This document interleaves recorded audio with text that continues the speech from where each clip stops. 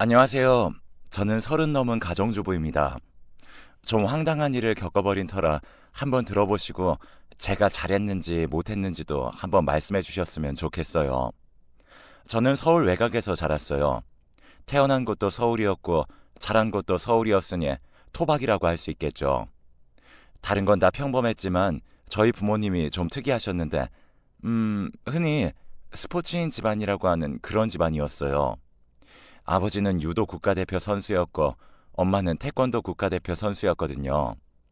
아버지 쪽 집안 사람들은 엄청 몸이 두텁고 사람 체구 자체가 큰 편이었고요. 엄마 쪽 외가 사람들은 키가 크고 몸이 단단한 편이었어요. 당연히 저하고 오빠 둘 다 엄마 아빠를 고르게 닮아 태어났고요. 그러니까 요즘 흔히 말하는 근수저라는 타고나기를 힘세고 운동 잘하게 타고난 사람들 말하는 거죠. 그게 저희 집안 사람들이었어요. 오빠는 아빠를 닮아서 몸이 좀 더 두터운 타입이었고 저는 엄마를 닮아 키가 크고 단단한 편이었어요. 어릴 때부터 아빠는 저희하고 놀아준다고 유도 기술을 가르쳐 주었고 잘못하면 엄마한테 정권으로 얻어맞곤 했죠. 엄마는 애들 다친다고 다행히 팔 기술은 안 쓰셨는데 나중에 저희가 중학생쯤 크고서 발차기 기술을 여러 가지 선보이시면서 가르쳐 주시는데 그러다 잘못하면 태권도 기술을 일부 쓰셨어요. 우리가 얌전하게 자란 이유가 있다니까. 저런 엄마 아빠 밑에서 엇나갔으면 다른 사람 때리기 전에 우리가 맞아 죽었어. 장난 아니지. 엄마 발차기하고 아빠 업어치기에 이미 사망이었어. 오빠하고 저하고 항상 그렇게 말하곤 했는데 그게 진짜 농담이 아니었다니까요. 그래도 엄마하고 아빠는 스포츠인, 그것도 국가대표까지 지냈던 이력이 있는 분들이라 자부심이 있었기 때문에 일반인들과 싸울 때는 절대로 손을 쓰지 않으셨어요. 언제나 뒤로 뒷짐을 지고서 점잖게 말씀하셨죠. 딱 한 번 엄마 아빠가 손을 쓰셨던 적이 있었어요. 저희 집에 진짜 무서운 줄도 모르고 도둑이 들었을 때였는데요. 저희 중학생 되었는데 엄마가 밤에 주무시다가 물 마시러 나갔다가 도둑을 딱 본 거죠. 도둑은 칼을 들고 식탁 근처에서 있었는데 서로 눈이 마주치니까 도둑이 딱 굳어서 가만히 있더래요. 그 순간 엄마가 달려들어서 돌려차기로 도둑 얼굴부터 후려쳤다고 하더라고요. 뭔가 부서지는 소리가 나고 비명 소리가 나서 아빠가 놀라서 달려가 봤더니 도둑이 턱이 나간 채로 바닥에 뒹굴고 있는데 여전히 칼은 쥐고 있어서 겁이 났다고 해요. 그래서 넘어져 있는 도둑에게 가서 깔고 앉아 못 움직이게 목덜미를 쥐고 누르셔서 엄마가 그 사람 죽는다고 그만하라고 말리셨다고 하더라고요. 아, 진짜 들어올 곳이 없어서 우리 집에 들어오냐 그 도둑은? 엄마가 평소에 문 단속을 안 하시잖아. 그러니까 문이 열려서 들어온 거겠지. 하긴 우리 엄마도 문도 안 잠그고 창문도 안 잠그고 풀이하시지. 집에 인간 병기가 둘이나 있는데 무슨 상관이겠어 사실. 그래, 예전엔 두려웠는데 지금은 둘 더 늘었잖아. 오빠하고 저는 그렇게 이야기하면서 한숨을 쉬곤 했어요. 사실 크면서 오빠도 저도 당연스럽게 운동을 시작했거든요. 오빠는 씨름을 시작했어요. 유도에 딱 적합한 체격이라고 했는데 하필이면 오빠가 초등학교 다닐 때 그 학교에 씨름부가 있어서 감독님이 오빠를 계속 따라다니며 씨름부로 들어오라고 꼬셨대요. 거의 1년을 방과 후마다 아이스크림이며 떡볶이며 빵이며 뭐를 다 사다 바치고 나서 부모님이 씨름부 가라고 허락을 하셔서 오빠가 씨름을 시작하게 되었죠. 저는 집안 사람들이 죄다 격투기인 게 너무 싫어서 처음엔 격투기를 안 하려고 했어요. 이래봬도 핑크색하고 자그만 예쁜 문구 같은 걸 너무 좋아하는 성격이라 옷도 예쁘고 귀여운 스타일로 입고 싶었거든요. 그런데 제가 어려서부터 키가 너무 커버려서 남자애들이 다 저만 보면 너무 크다고 슬슬 피해 다니고 그래서 제가 제 키에 대해 불만스러워하면 항상 오빠가 팩폭을 놓곤 했죠. 야, 남자애들이 너 피하는 거 키 때문은 아닌 거 알지? 키 때문 맞거든. 너 초딩 때 벌써 중딩 남자애 혼내줬잖아. 누가 봐도 무섭지. 뭐 그런 일도 있긴 했죠. 저 초딩 때 친구 괴롭히는 중학생 오빠 쫓아가서 좀 몇 대 걷어차고 들이받은 적은 있었어요. 저는 그렇게 심하게 때리지 않았는데 그 중학교에 소문이 다 났는지 저만 보면 그렇게 피하더라고요. 그리고 저도 그 중학교에 진학을 했고 그 결과 고등학교 때까지도 그 명성이 따라다녔어요. 초딩 때 중딩 일진 잡은 여자애라고요. 아무튼 뭐 이미 그렇게 되었으니 그냥 격투기 하자 싶어서 저는 복싱하고 무에타이를 했고요. 제가 두 가지나 하니까 엄마가 되게 좋아하시더라고요. 아빠도 우리 집안이 하는 운동에 또 늘어났다고 뿌듯해 하시고요. 생각보다 아빠와 오빠는 되게 온순하고 겁이 많은 성격이었고 저랑 엄마는 좀 더 호쾌하고 겁이 없는 쪽이었어요. 뭐 그렇다고 아빠와 오빠가 싸움을 못한다는 건 아니고요. 경기 나가기 전에 긴장해서 어떻게를 연발하며 발 동동 구르다가 정작 경기 시작되면 상대방 떡 만들고 들어오는 그런 스타일이었다는 거죠. 친가나 외가나 다들 체격도 좋고 운동신경도 장난 아니라서 집안 사람들이 모이면 진짜 모든 종목 선수들이 다 모이는 기분이었어요.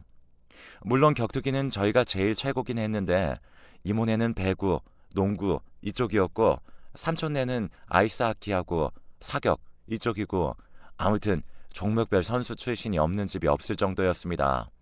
물론 저는 프로 선수까지 한 건 아니고 그냥 아마추어로 취미 즐긴 정도이긴 했는데 감독님이나 코치님한테 매번 프로 돼볼 생각 없냐는 말은 많이 듣긴 했어요. 중고딩 때까지 중딩 잡은 초딩으로 유명세 아닌 유명세가 있었으니 남자친구를 사귈 수 있을 리가 없었죠. 제가 이래봐도 되게 미소년 같은 남자를 좋아하는 편이었는데 그런 남자가 저한테 다가올 리도 없었고요. 나 절대로 스포츠과로는 대학 안 가. 그러던가 그럼 너 공부 무지 열심히 해야 할 텐데 자신 있어? 안 되면 되게 만든다. 몰라? 해보던지. 야, 그냥 운동해, 운동. 저는 대학 가서도 이럴 수는 없다는 일념으로 운동으로 대학 가기를 거부했고 오빠는 공부를 해보겠다는 저를 엄청 비웃었죠. 저희가 몸으로 하는 거에 뛰어난 만큼 공부는 그리고 머리는 좀 그다지 좋지 않았거든요. 하지만 저는 체력이 참 좋았죠. 그래서 무식하게 공부 양으로 밀어붙이기 시작했고 고등학교 2학년 때 본격적으로 공부를 시작했지만 간신히 인서울은 가능한 점수가 나왔어요. 먼저 체육으로 대학 간 오빠가 부러운 눈치더라고요. 엄마 아빠는 내 새끼 천재 났다면서 동네방네 시끄럽게 자랑으로 난리가 났고요. 아무튼 저는 그래서 평범한 대학생이 되어 대학 생활을 시작했어요. 그런데 대학 들어가니까 정말 너무 제 취향인 미소년 타입 선배가 한 명이 있는 거예요. 학생회관 식당에서 그 선배를 처음 봤는데 제 입으로 밥이 들어가는지 마는지도 모르고 그 선배 얼굴 보느라 정신이 나갔었다니까요. 야야, 너 지금 밥에다가 케찹 찍어 먹잖아. 듣고 있냐? 저기 저 선배 어느 과야? 저 선배 건축학과? 야야야야, 소스를 케찹에 찍으라고 밥 말고. 그 사람은 같은 동아리 선배였는데 과는 달랐어요. 저는 그 선배가 나타날 때마다 넋을 잃은 채로 얼굴만 쳐다봤고 얼마 지나지 않아 제가 그 선배를 좋아한다는 소문도 널리 퍼져나가갔죠. 처음에 선배는 그냥 제가 평범한 후배라고 생각했는지 그냥 웃으며 넘겼어요.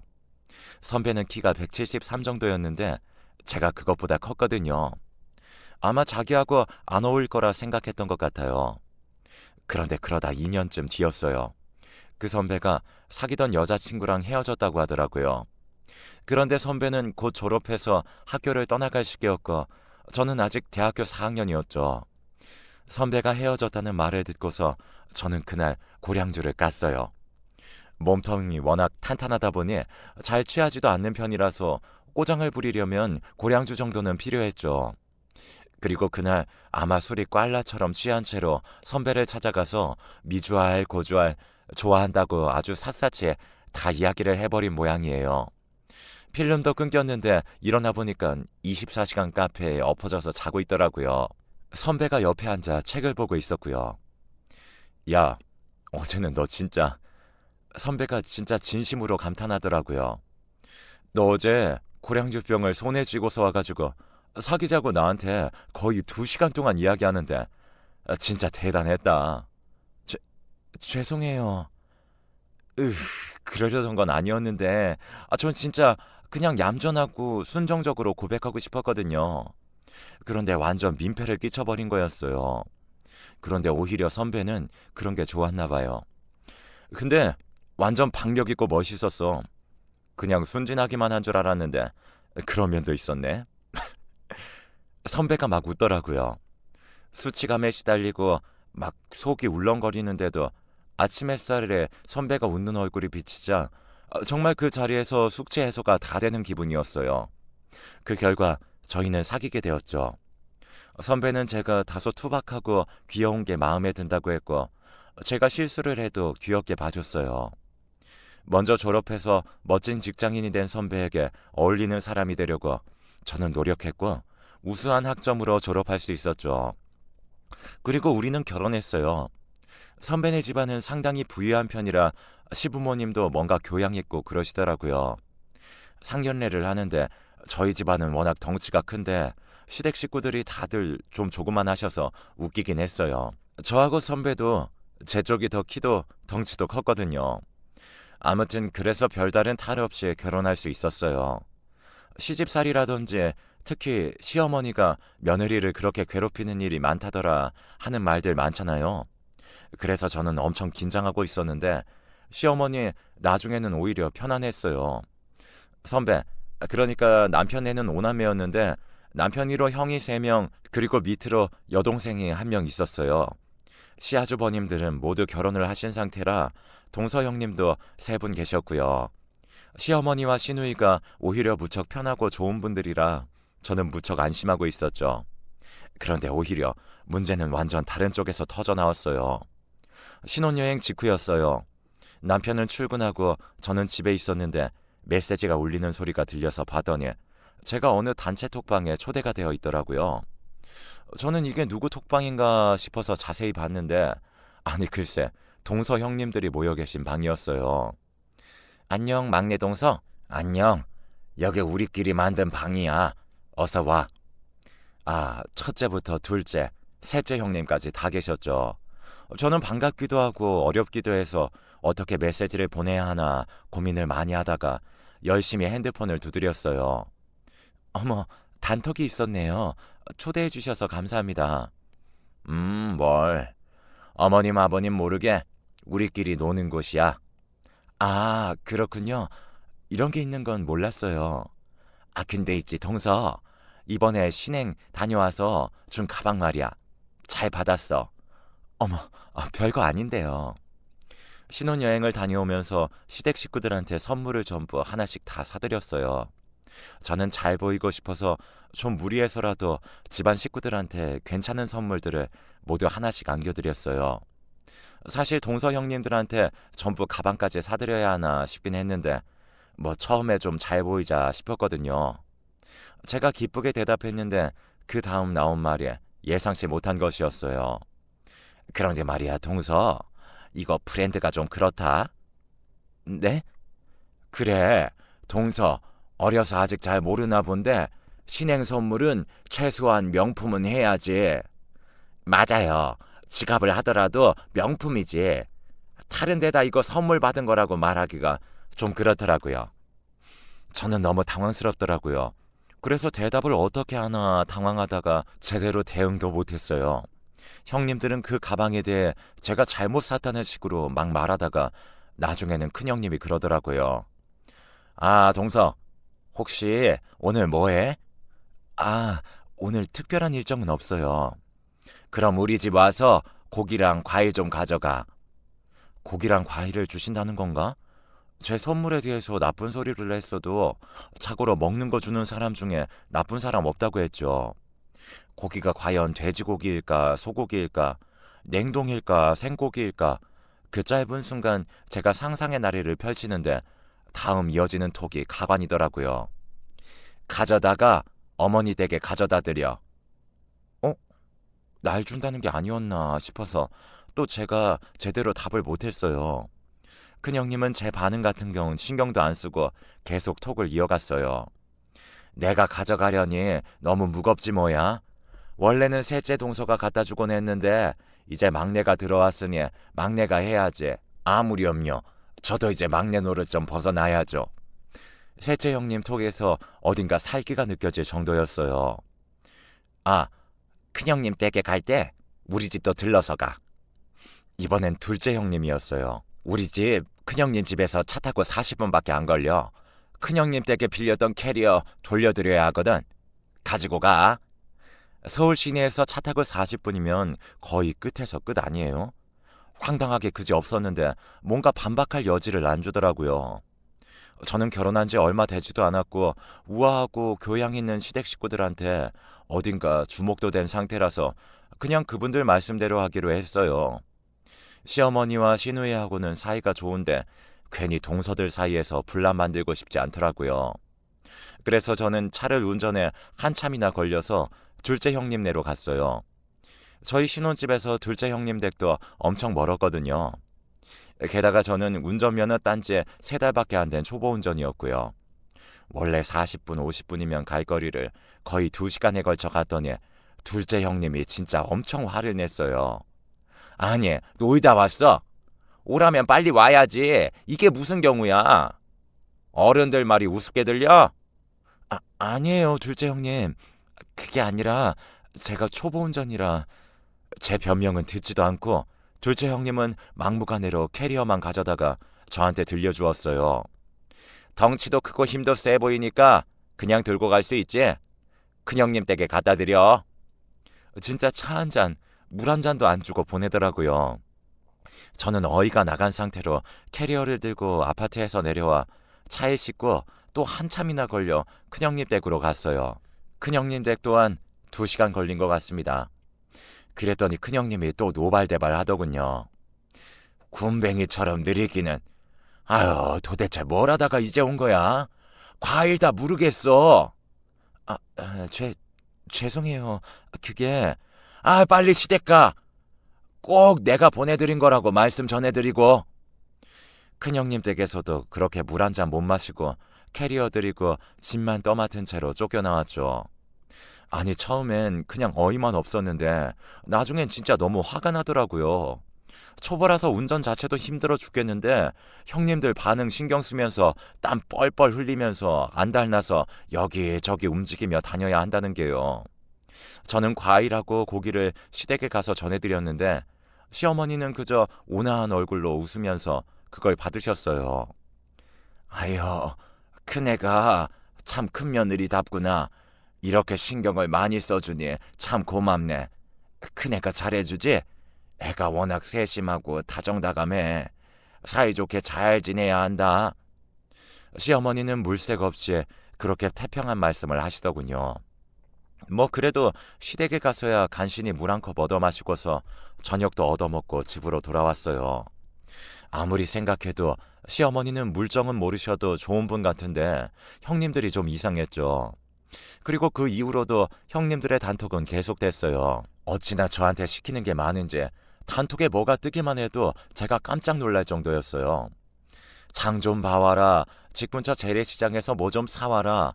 내가 몸이 아파 그러니까 우리 애 좀 데려와라. 이건 뭐 단톡인지 노예 부리는 톡인지 알 수가 없을 정도로 저한테 시키는 일이 참 많았어요. 큰형님도 심했지만 특히 셋째 형님이 장난 아니었어요. 그동안 막내로 엄청 고생했던 모양인데 그 고생을 전부 저한테 다 풀려는 것 같았죠. 남편이 출근해 있는 내내 집안일하는 게 아니라 큰형님, 둘째 형님, 셋째 형님의 일을 대신해주는 기분이었어요. 처음엔 제가 당연히 해야 하는 일이라 생각했어요.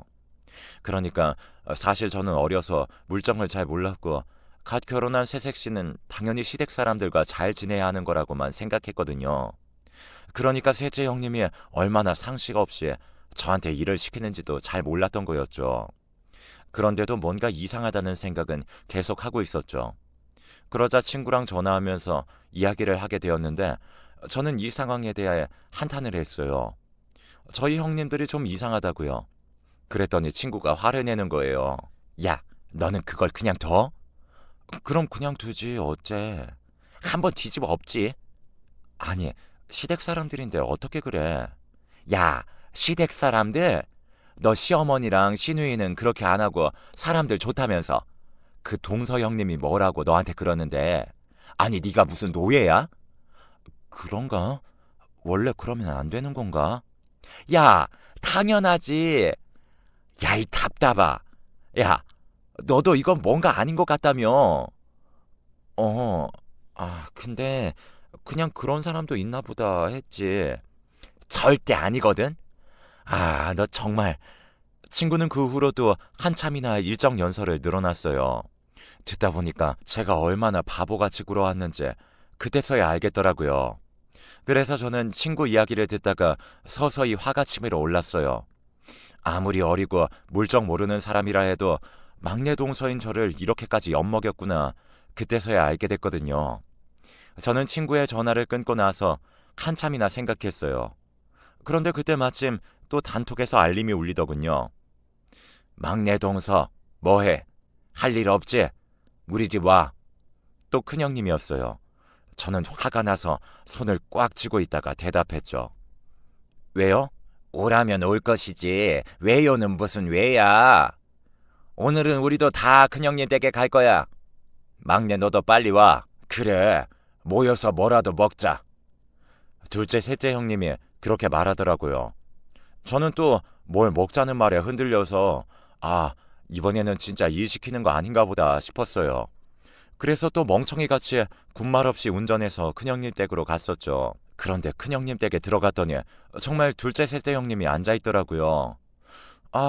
오늘은 정말 그냥 모여서 수다만 떠는 날이구나 싶어서 얼른 큰형님 집안에 발을 들이는데 큰형님이 저한테 고무장갑하고 걸레를 내밀더라고요. 형님, 이거 화장실 청소 좀 해줘. 나 허리 다쳐서 못하니까. 저는 제 두기를 의심했어요. 아무리 그래도 화장실 청소를 막내 동서를 시키다뇨. 너무 어이가 없는데 큰형님은 아무렇지 않아 하면서 둘째, 셋째 형님 있는 곳으로 가더라고요. 그러면서 틱틱대며 말했어요. 피자 시킬 거니까 빨리 하고 와. 안 그러면 남는 거 없어. 와, 진짜 꼭지가 돌더라고요. 그때는 너무 화가 나서 잠깐 말을 할 수가 없었어요.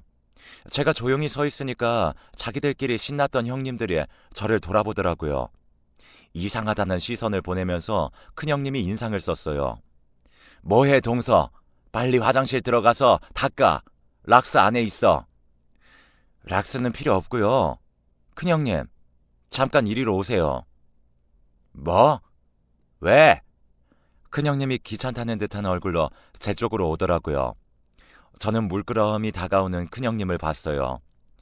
제 키가 177이거든요. 큰형님은 저보다 한참은 작았죠. 큰형님, 먼저 저한테 좀 맞으시죠? 뭐? 큰형님이 못 알아듣고 눈을 껌뻑거리더군요.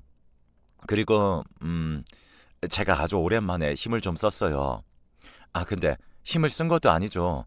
저보다 나이 많고 자그만 여성 정도야 뭐 힘을 쓸 필요도 없었어요. 막 무식하게 때린 건 아니고요. 그냥 조금 뭐랄까?